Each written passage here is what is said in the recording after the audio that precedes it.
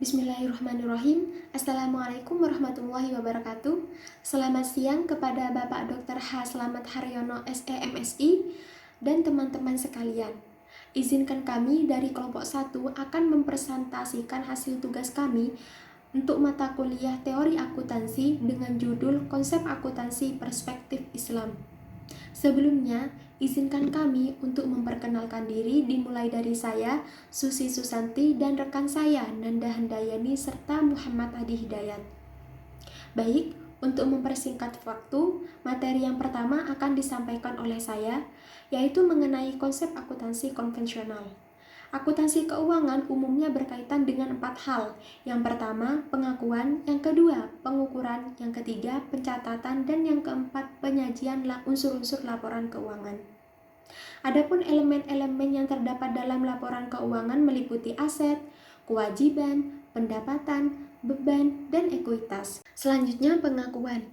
Pengakuan adalah untuk menguji apakah peristiwa kritis mengenai suatu transaksi keuangan yang telah dilakukan. Pengakuan juga berkaitan dengan waktu kapan peristiwa itu terjadi. Misalnya, kapan membeli dapat saham atau obligasi mengakui aset sebagai aset. Selanjutnya, pengukuran. Pengukuran adalah jumlah di mana elemen harus dicatat.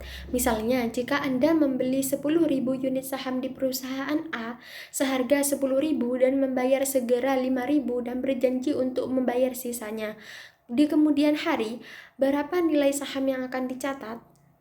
Pencatatan.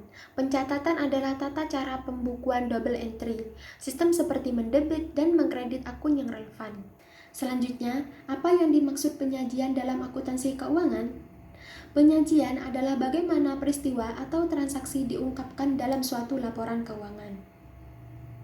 Baik, untuk materi selanjutnya akan disampaikan oleh rekan saya, Muhammad Adi Hidayat.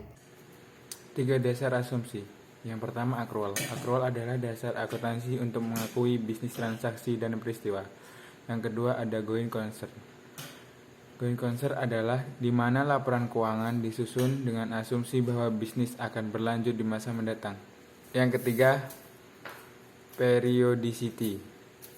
Asumsi periodisitas adalah di mana kegiatan ekonomi suatu bisnis dibagi menjadi periode waktu. Periode waktu ini biasanya tahunan. Kemudian 4 karakteristik kualitatif. Yang pertama, dapat dimengerti. Yang kedua, relevansi. Yang ketiga, keandalan. Yang keempat, keterbandingan.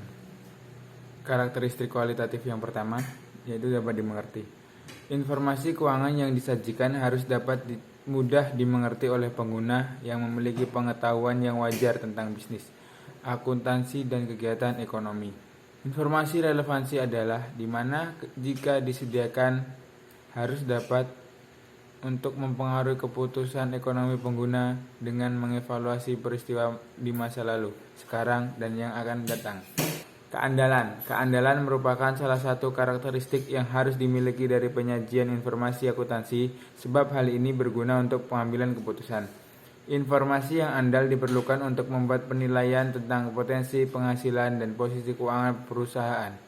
Berikutnya, keterbandingan. Keterbandingan adalah karakteristik yang harus ada dalam penyajian informasi akuntansi yang berkualitas, sebab hal ini berguna bagi investor, kreditur, maupun pemangku kepentingan untuk membuat prediksi dan keputusan keuangan. Konsep akuntansi dan persyaratan syariah. Konsep akuntansi bermacam-macam, disebut sebagai prinsip, aksioma, postulat, asumsi, dan aturan. Selanjutnya adalah konsep akuntansi. Konsep akuntansi terdiri dari 1. Asumsi akuntansi, 2. Pengungkapan akuntansi, 3. Pengukuran akuntansi, dan 4. Pengungkapan akuntansi. Asumsi akuntansi. Asumsi akuntansi terdiri dari 1. Konsep unit akuntansi, 2. Konsep kelangsungan hidup, 3. Konsep periodisitas, dan 4. Konsep stabilitas unit moneter. Untuk 1. Konsep unit akuntansi, entitas yang dibuat sebagai unit akuntabilitas terpisah dapat diterima dalam Islam karena menyerupai yang dipraktikkan secara luas. 2. Konsep kelangsungan hidup.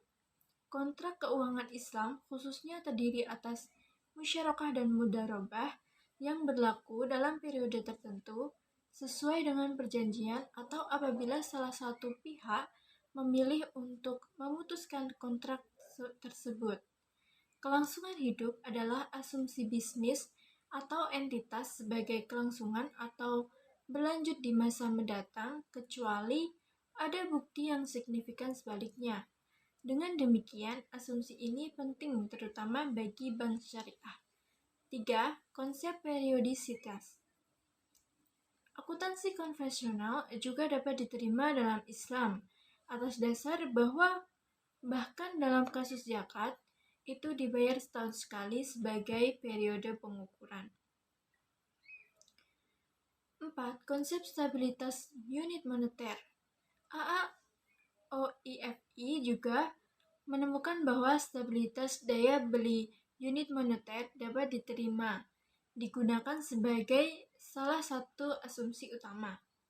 Sebagai akuntansi keuangan menggunakan unit moneter dari mata uang tertentu sebagai penyebut umum, ini akan membantu pengguna untuk mengevaluasi secara berguna kinerja keuangan dan posisi selama tertentu. Pengakuan akuntansi.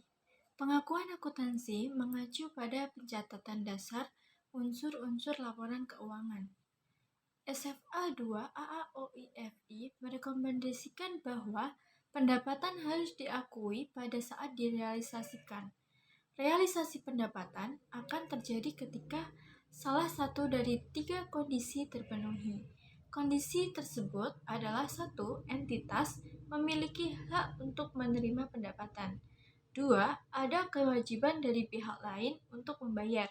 Dan 3. Jumlah pendapatan harus diketahui dan dapat ditagih dengan tingkat kepastian yang wajar. Pengukuran akuntansi. Pengukuran akuntansi konvensional didasarkan pada prinsip biaya yang mempertimbangkan biaya perolehan atau biaya historis sebagai dasar pengukuran yang tepat. Namun, prinsip ini dipertanyakan dari sudut pandang Islam. Pandangan karena bertentangan dengan konsep keadilan. Dalam hal penentuan zakat, mayoritas ulama merekomendasikan penggunaan harga saat ini pada tanggal jatuh tempo zakat.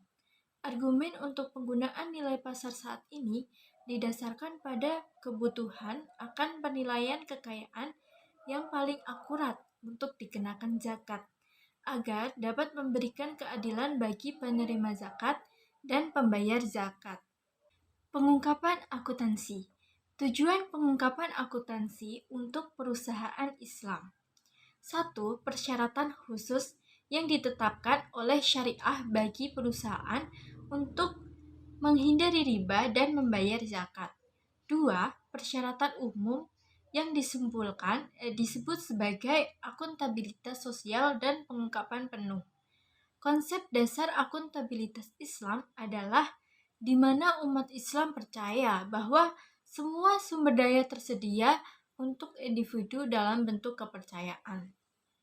Implikasi akuntansi Islam pada akuntansi adalah bahwa manajemen dan penyedia modal perlu bertanggung jawab atas tindakan mereka atau kelambanan baik di dalam maupun di luar perusahaan dengan menyediakan akuntansi yang tepat dan pelaporan.